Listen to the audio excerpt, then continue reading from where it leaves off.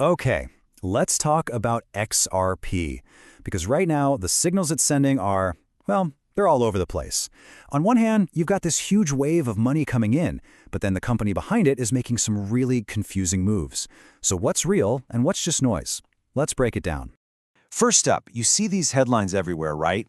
Record-breaking cash is just flooding into investment products tied to XRP, ETFs. And when that kind of money starts moving, you've got to pay attention. It's a massive signal that something is up. And then there's the big one. The question everyone keeps asking. Could XRP really hit $100 a token? I mean, that's a huge number, right? It grabs headlines and gets everybody talking. But here's where it gets weird. While all this excitement is building, Ripple, the company that's basically the engine behind XRP, does something that makes you scratch your head. They're valued at nearly $40 billion, and they're turning down an IPO, a public offering? Why would they do that? What is the plan here? All right, so we've got big money moving, crazy price predictions, and a super weird corporate strategy. Let's dig into each of these signals and separate the hype from the reality. Okay, signal number one, follow the money. We're talking about institutional cash. And honestly, this might be the most important piece of the puzzle right now. So yeah, these record inflows we mentioned, they're a really big deal. This isn't just retail investors. This is the big money, the major institutions. And it shows they're not just kicking the tires anymore. They're looking at XRP as a serious asset for their portfolios. But why now? What's got them so interested? Well, for these guys, it's not just about guessing the price. They're looking at what XRP was actually built to do.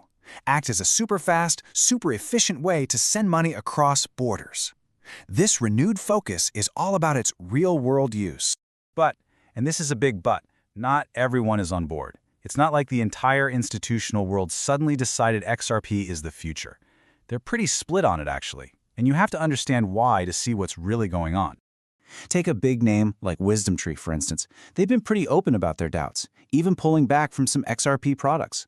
A lot of this hesitation comes down to regulatory worries, that whole long-running battle with the SEC in the United States. It just goes to show, even with all that money coming in, XRP is still an asset that really divides people. Okay, let's move on to signal number two. And this is the one that gets all the attention, the dream of $100 XRP. Let's just tackle this one head on, because this is where hype and reality can really part ways. So this $100 idea, where does it even come from? It's not just a random number. The whole theory is based on XRP grabbing a huge piece of the global payments pie. We're talking about a market where trillions of dollars change hands every single day. Look, mathematically, could it happen? I guess. But we're talking about a super long-term, best-case scenario kind of thing. And it's up against giants like Swift. So it's definitely not something you should count on happening anytime soon. So the bottom line here is simple. A lot of headlines love to shout that big, flashy number, but they conveniently forget to mention the context. It's an extreme scenario, A possibility for sure, but not a promise. All right, signal number three. Let's switch gears from all the market hype and look at what Ripple, the company, is actually doing. And their strategy is, well, it's pretty surprising. And this is the big question, isn't it? Why say no to an IPO? I mean, this is a company that's raised a ton of money, it's got this huge valuation, and they're passing on going public? It just doesn't seem to make sense. What are they thinking?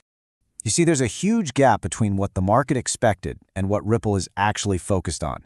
Everyone thought, hey, an IPO would be a great catalyst for the price. It's what successful tech companies do. But Ripple's not playing that game. They don't need the cash. They're already loaded. What they want is to keep control and focus on their real goal, becoming a fundamental part of the world's financial plumbing. So instead of chasing that IPO hype, they're busy doing other things. They're building stronger connections with banks all over the world. They're buying up other companies, like that custody firm Medico.